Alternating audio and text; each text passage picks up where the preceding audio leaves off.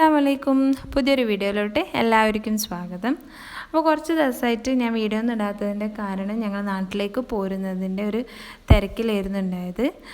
അപ്പോൾ ഇന്നത്തെ വീഡിയോയിൽ ഞാൻ നാട്ടിലേക്ക് വരുന്നതിന് മുന്നേ ഉള്ള ഒരു പ്രിപ്പറേഷനും ക്ലീനിങ് ടിപ്സൊക്കെയാണ് കാണിക്കാൻ പോകുന്നത്. ഞങ്ങളുടെ റൂം 3 മാസത്തേക്ക് റെൻറ്റിന് കൊടുത്തിട്ടാണ് നാട്ടിലേക്ക് പോകുന്നത്. അപ്പോൾ ഹസ്ബൻഡിന് ദുബായിലാണ് ബിസിനസ്. അപ്പോൾ ട്രാവലിംഗ് ബുദ്ധിമുട്ടുള്ളതുകൊണ്ട് തന്നെ പിന്നെ ഒറ്റയ്ക്ക് ഇവിടെ താമസിക്കേണ്ടെന്ന് കരുതിയിട്ടാണ് റൂം റെൻറ്റിന് കൊടുത്തത്. അപ്പം വന്ന പാർട്ടി പറഞ്ഞിരുന്നു അവർക്ക് സാധനങ്ങളൊന്നും വേണ്ട എന്നുള്ളത്. അപ്പോൾ എല്ലാ സാധനങ്ങളും ഒരു സൈഡിലേക്ക് മാറ്റി വെക്കേണ്ട ഒരു ബുദ്ധിമുട്ട് എനിക്കുണ്ടായിരുന്നു. പിന്നെ മോൻ്റെ ക്രിബൊക്കെ നല്ലവണ്ണം പാക്ക് ചെയ്ത് മാറ്റി വെച്ചു. കബേർഡ്സൊക്കെ ഒഴിവാക്കേണ്ടി വന്നു. അപ്പോൾ അതിൻ്റെയൊക്കെ ചെറിയ ചെറിയ ഭാഗങ്ങളാണ് ഈ വീഡിയോയിൽ കാണിക്കുന്നത്. അപ്പോൾ ഞങ്ങൾ നാട്ടിലേക്ക് വരുന്നതിന് മുന്നേ തന്നെ ഇമ്മ്യൂണിറ്റി ബൂസ്റ്റ് ചെയ്യാൻ വേണ്ടിയിട്ട് കുറച്ച് കാര്യങ്ങൾ ചെയ്തിരുന്നു. അതും കൂടി ഇതിൻ്റെ കൂടെ ഞാൻ ഉൾപ്പെടുത്തുന്നുണ്ട്. ഞങ്ങൾ രണ്ടുപേരും ഡെയിലി ഓരോരോ മുട്ട വെച്ച് കഴിക്കുമായിരുന്നു. പിന്നെ അവക്കാഡോസിൽ ധാരാളം വിറ്റാമിൻ സി അടങ്ങിയതുകൊണ്ട് തന്നെ അവക്കാഡോ ഹണിയും ഉപയോഗിച്ച് ജ്യൂസ് അടിച്ചിട്ട് കുടിക്കുമായിരുന്നു. ജ്യൂസല്ല, ഷേക്ക് അടിച്ച് കുടിക്കുമായിരുന്നു. അപ്പോൾ അതിൽ ഷുഗർ ഇടാൻ വേണ്ടി പാടില്ല. അവക്കാഡോയും ഹണിയും പിന്നെ മിൽക്കും കൂടി ഷേക്ക് അടിച്ചിട്ടാണ് കുടിക്കല്. അപ്പം അവക്കാഡോ ഏറ്റവും റിച്ച് ആയിട്ടുള്ള വിറ്റാമിൻ സി കണ്ടൻ്റുള്ള ഒരു ഫ്രൂട്ടാണ്. അപ്പോൾ സലാഡ്സൊക്കെ ആയിട്ട് കഴിക്കുകയാണെങ്കിൽ വളരെ നന്നായിരിക്കും. പിന്നെ ഞങ്ങൾ ഡെയിലി ഓരോരോ വിറ്റാമിൻ സി എടുത്തിരുന്നു. ഞാനാണ് മെയിനായിട്ട് എടുത്തത്, കാരണം ഞാൻ തനിച്ചാണ് ട്രാവൽ ചെയ്തത്, ഞാനും മോനും. അപ്പോൾ മോന് 10 മാസമേ ആയിട്ടുള്ളൂ. അപ്പോൾ അവന് ഇതൊന്നും കൊടുക്കാൻ പറ്റില്ല. അവക്കാഡോസൊക്കെ അവന് കൊടുത്തിരുന്നു. അവക്കാഡോസ് ഷെയ്ക്കല്ലാതെ ഫ്രൂട്ട് മാത്രമായിട്ട് കൊടുത്തു. അപ്പോൾ വിറ്റാമിൻ സി ഓരോരോ ടാബ്ലറ്റ് വെച്ചാണ് കഴിക്കേണ്ടത്. ചെറിയ ചൂടുവെള്ളത്തിൽ വിറ്റാമിൻ സി ഇട്ടിട്ട് അതൊന്നും അലിഞ്ഞ് ചേരുന്നത് വരെ വെയിറ്റ് ചെയ്ത് അത് ഡയറക്റ്റായിട്ട് തന്നെ കുടിക്കാം. പിന്നെ ഡെയിലി ഓറഞ്ച് കഴിച്ചിരുന്നു. പിന്നെ ചെറുനാരങ്ങ ചൂടുവെള്ളത്തിൽ പിഴിഞ്ഞിട്ടും കുടിക്കുമായിരുന്നു. ഞങ്ങൾക്ക് ശനിയാഴ്ച ആയിരുന്നു ഫ്ലൈറ്റ്. അപ്പം വ്യാഴാഴ്ച രാത്രി ഞാൻ ചെമ്മീൻ ബിരിയാണി വെച്ചു. എന്നിട്ട് അതാണ് വെള്ളിയാഴ്ച ഉച്ചയ്ക്ക് കഴിച്ചത്. പിന്നെ ഞങ്ങൾ ഫുഡൊന്നും ഉണ്ടാക്കിയിട്ടില്ല. അതുകൊണ്ട് തന്നെ എല്ലാ സാധനങ്ങളും ഒഴിവാക്കിയിട്ട് കിച്ചൺ ആദ്യം തന്നെ ക്ലീൻ ചെയ്തു. അപ്പോൾ കബേർഡ്സിലുള്ള എല്ലാ സാധനങ്ങളും ഒഴിവാക്കിയിട്ട് ബോട്ടിൽസൊക്കെ നല്ലവണ്ണം കഴുകി അതിൻ്റെ വെള്ളമൊക്കെ ഒപ്പിയെടുത്ത് നല്ല വൃത്തിയാക്കി വെച്ചിട്ടുണ്ട്.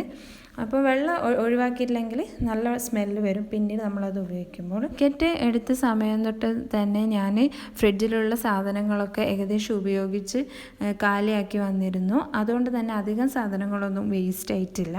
1-2 സാധനങ്ങളാണ് ഞാൻ കളഞ്ഞത്. അപ്പോൾ ഫ്രിഡ്ജിലെ ഓരോരോ ട്രേ എടുത്തിട്ട് നല്ലവണ്ണം കഴുകി തുടച്ച് വെക്കുക. അതിൻ്റെ ഉൾഭാഗവും നല്ലവണ്ണം തുടച്ച് വെക്കുക. ഇതൊക്കെ ചെയ്യുമ്പോൾ ഫ്രിഡ്ജ് എപ്പോഴും ഓഫാക്കിയിട്ട് ചെയ്യാൻ വേണ്ടി ശ്രദ്ധിക്കണം. പിന്നെ ഞാൻ സ്റ്റൗവാണ് ക്ലീൻ ചെയ്തത്. വലിയ കുഴപ്പമൊന്നും ഉണ്ടായിട്ടില്ല. എന്നാലും നല്ല വൃത്തിയിൽ സ്റ്റീൽ ബൗളൊക്കെ ഉപയോഗിച്ചിട്ട് സ്റ്റൗ നല്ല ക്ലീൻ ചെയ്ത് വെച്ചിട്ടുണ്ട്. പിന്നെ പ്രധാനപ്പെട്ട ഒരു സാധനമാണ് നമ്മൾ മിക്സി. അപ്പോൾ മിക്സി നമ്മൾ ഉപയോഗിക്കുന്ന സമയത്ത് എന്തായാലും അവിടെ എവിടെയും വേസ്റ്റ് ഇരിപ്പുണ്ടാവും. അപ്പോൾ അതൊക്കെ നല്ല വൃത്തിയായിട്ട് തുടച്ച് വെക്കണം. അല്ലെങ്കിൽ പിന്നീട് നമ്മൾ ഉപയോഗിക്കുന്ന സമയത്ത് സ്മെല്ലും കാര്യങ്ങളും അല്ലെങ്കിൽ കോക്രോച്ചൊക്കെ വന്നിരിക്കും. പിന്നെ എൻ്റെ കയ്യിലുള്ള ചെറിയ ചെറിയ സ്പൂൺസ്, ഫോക്സ്, നൈഫ്സ് ഒക്കെ ഞാൻ ഇതേപോലത്തെ ഒരു ബോട്ടിലിട്ട് വെച്ചു. കാരണം അത് മിസ്സായി പോവില്ല. നമ്മൾ തിരിച്ച് പോകുന്ന സമയത്ത് നമുക്ക് ഈസി ആയിട്ട് എടുത്ത് ഉപയോഗിക്കാനും പറ്റും. അതുകൊണ്ട് എല്ലാം കൂടി ഒരു ബോക്സിലിട്ട് വെച്ചു. കിച്ചൻ്റെ ഒരു കോർണറിലുള്ള 2 ക്യാബിനിലാണ് ഞാൻ എൻ്റെ സാധനങ്ങളൊക്കെ മാറ്റി വെച്ചത്. അപ്പം നല്ല വൃത്തിയിൽ അടുക്കി വെച്ചു. ആദ്യം തന്നെ നല്ല വൃത്തിയിൽ തുടച്ച് അതിൻ്റെ ഉള്ളിലൊന്നും വേസ്റ്റൊന്നും ഇല്ലയെന്ന് ഉറപ്പ് വരുത്തിയതിന് ശേഷം സാധനങ്ങളൊക്കെ ഓരോന്നായിട്ട് അതിൽ അടുക്കി വെച്ചു. പിന്നെ നമ്മൾ ശ്രദ്ധിക്കേണ്ടത് നമ്മളെ ബാത്റൂമിൻ്റെ സൈഡിലൊക്കെ ഇടുന്ന മാറ്റ് നല്ലവണ്ണം കഴുകിയിട്ട് നല്ലവണ്ണം ഉണക്കി വെക്കണം. അപ്പം അല്ലാത്ത പക്ഷം നമ്മൾ തിരിച്ചു പോകുമ്പോൾ അതൊന്നും ഉപയോഗിക്കാൻ നമുക്ക് തോന്നില്ല. അപ്പോൾ ഇതുപോലെ ചെയ്യുകയാണെങ്കിൽ നമുക്ക് ഈസി ആയിട്ട് നല്ല വൃത്തിയിൽ പിന്നീട് പോകുന്ന സമയത്ത് ഉപയോഗിക്കാൻ വേണ്ടി പറ്റും. പിന്നെ പ്രധാനപ്പെട്ട ഒരു കാര്യമാണ് നമ്മൾ ഉപയോഗിച്ച തോർത്തും പിന്നെ നിസ്കാരക്കുപ്പായം നല്ല വൃത്തിയിൽ അലക്കിയതിന് ശേഷം മടക്കി ഒരു കവറിലിട്ടിട്ട് വേണം സൂക്ഷിച്ച് വെക്കാൻ വേണ്ടി. അപ്പോൾ നമ്മൾ തിരിച്ചു പോകുന്ന സമയത്ത് വളരെ നീറ്റായിട്ട് ഉപയോഗിക്കാൻ വേണ്ടി പറ്റും. പിന്നെ ബാത്റൂമിലിടുന്ന ചപ്പൽസ്, പിന്നെ നമ്മൾ വീട്ടിൽ ഉപയോഗിക്കുന്ന ചപ്പൽസ് എല്ലാം നമ്മൾ അതേപോലെ കഴുകിയെടുക്കണം. അപ്പോൾ നാട്ടിലേക്ക് വരുന്ന സമയത്ത് അവൻ്റെ ക്രിബൊന്നും കൊണ്ടുവരാൻ പറ്റില്ലല്ലോ, നല്ല വെയിറ്റ് ഉള്ളതായതുകൊണ്ട് തന്നെ.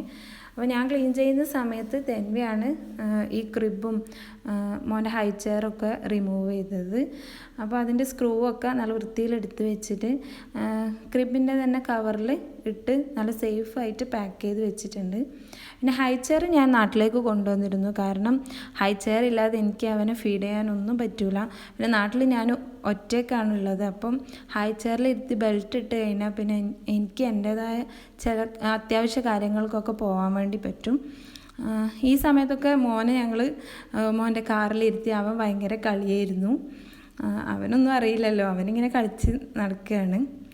പിന്നെ ഒരു കാര്യം ശ്രദ്ധിക്കേണ്ടത്, ഇങ്ങനെ ക്രിബിൻ്റെ ഒക്കെ കടക്കൊക്കെ ഉണ്ടെങ്കിൽ അതൊക്കെ ഒന്ന് ഉണക്കിയെടുക്കുന്നത് നല്ലതാണ്. ഞാൻ പറഞ്ഞല്ലോ തലേന്ന് രാത്രി തന്നെ പ്രോൺസ് ബിരിയാണി ഉണ്ടാക്കിയെന്ന്. അപ്പം ഉച്ചയ്ക്ക് അതുതന്നെയാണ് കഴിച്ചത്. പിന്നെ അതിൻ്റെ കൂടെ ഞാൻ ലെഫ്റ്റ് ഓവറായ കുറച്ച് കോക്കനട്ട് ഉണ്ടായിരുന്നു, അതിനെ കൊണ്ട് ഒരു ചമ്മന്തിയും പിന്നെ ഉള്ളിൻ്റെ ഒരു കച്ചമ്പറും കൂടി ഉണ്ടാക്കിയിട്ടുണ്ട്. അതിനുശേഷം ഉച്ച കഴിഞ്ഞ് ഞാൻ ലഗേജൊക്കെ പാക്ക് ചെയ്തു.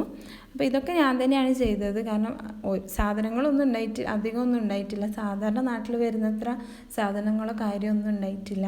ജസ്റ്റ് കുറച്ച് ചോക്ലേറ്റ്സും പിന്നെ എൻ്റെയും മോൻ്റെയും ഡ്രസ്സുമാണ്. അപ്പോൾ അത് എടുത്ത് വെക്കാൻ ഞാൻ തന്നെ മതിയായിരുന്നു. അപ്പോൾ ഞാൻ അതൊക്കെ എടുത്തു വെച്ചു. അപ്പോൾ ഒരു ഹാൻഡ് ബാഗും പിന്നെ ഒരു ലഗേജിൻ്റെ ബ്രീഫ് കേസുമാണ് ഉണ്ടായത്. അപ്പം ചെക്ക് ഇൻ ചെയ്യുന്ന സമയത്ത് എൻ്റെ കയ്യിൽ കുഞ്ഞുള്ളത് കൊണ്ട് തന്നെ എല്ലായ്പ്പോഴും അവർ അത് ലഗേജിൽ തന്നെ വിടാറുണ്ട്. അപ്പം ഇത്തവണയും അതുപോലെ വിടുമെന്ന് കരുതിയിട്ട് തന്നെയാണ് ഞാൻ വലിയൊരു ട്രോളി ബാഗ് തന്നെ ഹാൻഡ് ലഗേജായിട്ട് എടുത്തത്. അതുപോലെ തന്നെ ചെക്ക് ഇൻ ചെയ്യുന്ന സമയത്ത് അവരത് വിട്ടിട്ടുണ്ടായിരുന്നു. ലഗേജ് പാക്ക് ചെയ്യുന്ന സമയത്ത് നമ്മളിങ്ങനെ വിരിച്ച് വെക്കുകയാണെങ്കിൽ കുറേ നമുക്ക് സ്പേസ് ലാഭിക്കാനും നല്ല വൃത്തിയിൽ ഇതൊക്കെ അടുക്കി വെക്കാനും പറ്റും. പിന്നെ ക്ലസ്റ്റർ ചെയ്ത് ഇങ്ങനെ ചുരുട്ടി വെക്കുകയാണെങ്കിൽ പെട്ടെന്ന് തന്നെ അത് ബൾക്കായി പോവുകയും സ്പേസ് തികയാണ്ട് വരികയും ചെയ്യും.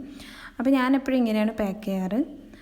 പിന്നെ ഹാൻഡ് ബാഗും അപ്പം തന്നെ പാക്ക് ചെയ്ത്, കാരണം പിറ്റേ ദിവസം പിന്നെ എന്തെങ്കിലും എടുക്കാൻ മറക്കോ അല്ലെങ്കിൽ ആ ഒരു ടെൻഷനിൽ നമ്മൾ എന്തെങ്കിലും അതിൽ വെക്കാൻ വിട്ടോ അങ്ങനത്തെ പ്രോബ്ലംസൊക്കെ ഉണ്ടാവും. അപ്പം തലേ ദിവസം തന്നെ ഞാൻ ഹാൻഡ് ബാഗൊക്കെ പാക്ക് ചെയ്ത് വെച്ചു. ഇതിൻ്റെ ഡീറ്റെയിൽ ആയിട്ടുള്ള വീഡിയോ ഞാൻ പിന്നീട് അപ്ലോഡ് ചെയ്യും. അപ്പോൾ നാട്ടിലേക്ക് വരുന്ന സമയത്ത് കുക്കിംഗ് എപ്പോഴും ഒരു ദിവസം മുമ്പെങ്കിലും സ്റ്റോപ്പ് ചെയ്ത് വെക്കാം, എല്ലാം ക്ലീൻ ചെയ്യുക. പിറ്റേന്ന് ഒരു ദിവസത്തേക്കുള്ള നമുക്ക് പുറത്തുനിന്ന് വാങ്ങിക്കഴിഞ്ഞാൽ നമ്മളെ ജോലികളെല്ലാം വളരെ ഭംഗിയായിട്ട് ചെയ്യാൻ വേണ്ടി പറ്റും. പിന്നെ ഇതിൻ്റെ കൂടെ ബാത്റൂം ക്ലീനിങ് ഒന്നും ഞാൻ കാണിക്കുന്നില്ല, പിന്നെ അടിച്ച് വാരുന്നതും തുടക്കുന്നതും ഒന്നും ഞാൻ കാണിക്കുന്നില്ല. അപ്പം ഇത്രയും ക്ലീൻ ചെയ്ത് വെച്ചിട്ടുണ്ട്. ഞങ്ങൾ നാട്ടിലേക്ക് പോന്നു, അൽഹംദുലില്ലാ.